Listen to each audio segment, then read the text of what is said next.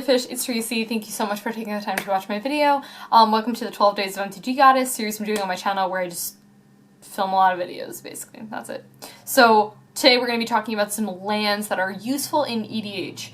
Now, I know it's kind of difficult sometimes when you're trying to build an EDH deck and you're thinking about the mana base and you're like, what land should I run? I've done part 1 and part 2 of this video where I just talk about the sweet lands, so yeah, if you're someone who's like not into fetches and shocks because they're expensive, these are some other lands that I think are really good. So let's get into the video. The first land is New Benalia. Yeah, super awesome. Really like this in mono white decks that you kind of want like a little bit more flair, a little bit more stuff going on. New Benalia is a really great way to do this, or you're just really into scrying. You're really into like knowing what's on top of your deck. Really good. Land I really like, though it only does produce white, so kind of meh feeling about it in like 3+ color decks, but if you're doing like 1 or 2 color decks, I think this card's like really good. Card advantage is, or not card advantage, but like knowing what's on top of your deck is really good.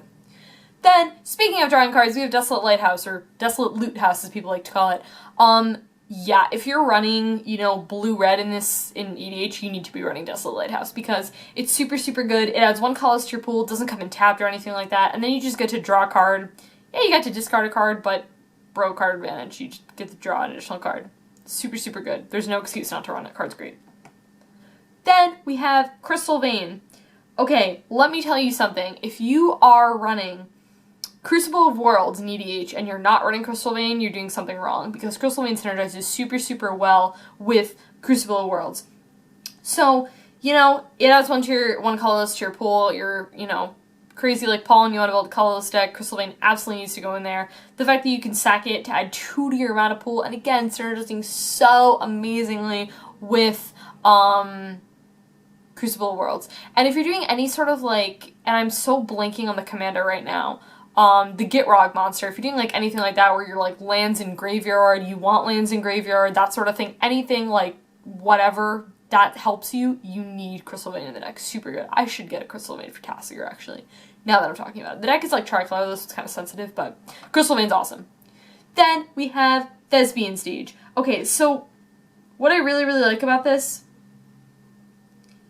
it just card's so good. Like, what I really like about it is it's of target land, so it doesn't have to be something that you control. So if you have not really a lot of like juice going on in your lands, but someone else does something super awesome, you're like, nice land. I will also have a copy. Sounds good to me. Yeah, Thespian Stage is really good. Works really well, I think, in multiple player games of EDH. Say you're cut off from one of your colors, you get a chance to copy and make a copy of something so that you get that. I think it's just really good. So yeah, Thespian Stage, super awesome. Okay, then we have Homeward Path. Homeward Path is really useful if people like to steal stuff in your EDH games, and you're like, stop doing that thing where you steal all my creatures. Creature's mine. So you play Homeward Path. It adds a colorless to your pool, which is great. It does something useful. But then on top of that, you know, each player gains control of all creatures they own. Really good if you're like, someone in your playgroup's like, blue must steal all the things, and you're like, Homeward Path, bro. Card's good. Then we have Mosswort Bridge. I think this card is like really underrated. So you're playing green EDH and you're playing big, dumb, stompy things. Mossberg Bridge, really good. You know, casually for 1 mana, yes, you do need to have, like, meet the requirements, but getting 10 power in EDH, let's be real here, pretty easy to do. You get 10 power on the board and then 1 mana and tap it, and then you just get to play that card that you've exiled under your land. Super threatening, really good. You could have absolutely anything under there, you know, having some 10 mana cost thing under there. And just getting to pull that off, you know, with Mossberg Bridge is just really good. And I like it too because if you have something under there and you don't have to like, it's not in combat like, am I blanking on the name, the white one? I'm totally blanking. Windbrisk Heights.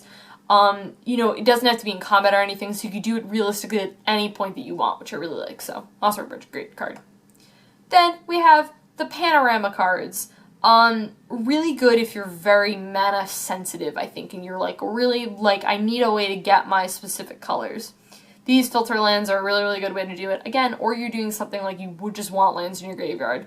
the fact that you sack it, you know, and you get something. Yes, it's basic. Yeah, it comes in the battlefield tap, but hey, again, if you're mana sensitive, cards are a good way to get around that. I have to say, for Ash Barrens, I was really, really excited to see this card printed because I think it's really good. I think that it's a really, really good card, and I don't know, I really like it. I think that I need this actually for my Tasigur deck because, like I was saying, I am sometimes a little bit sensitive on colors, so it adds a colorless mana to your pool if you need it, but then it's got basic land cycling, which I really, really like. So again, you get something in your graveyard, which is good for some strategies, but then you just get it if you're really color sensitive. You know, it's especially really prevalent if you're building any of those 4-color decks. I don't know if Ash Barrens is in all of them, but I know it's in like at least one of them, and it's just a really, really good substitute for you getting your basic lands and thinning through your deck too to thin through your lands. So yeah, Ash Barrens is definitely like a really good pick for me. I think it's really sweet.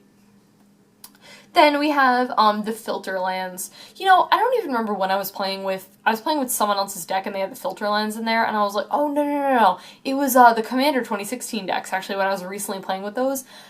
Okay, let me tell you something, filter lands are awesome. They're really, again, they're so good if you are so mana sensitive and you, like, really need, like, 2 of a color or, like, something like that.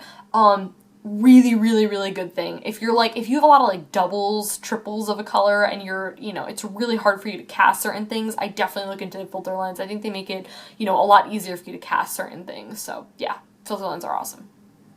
The last card I'm going to talk about are the fast lands. I don't know if I'm necessarily super, super in love with fast lands in EDH, but I think it just depends on your play group. It depends on how fast everyone's trying to go. If not, it's just, you know, it gets you 2 colors and it may come in tapped necessarily, but if you have 2 or fewer lands, it doesn't come in tapped, so really good to work out for your colors if you know, really need to get them early on in the game. So, yeah guys, that was it. That was it for talking about some EDH lands, which are good to add to your, I don't know where I was going with that. We're just gonna, that thought just went over there. Okay, that's it. Hope you guys enjoy me for the rest of the 12 days of MTGGoddess, and I'll talk to you later. Bye.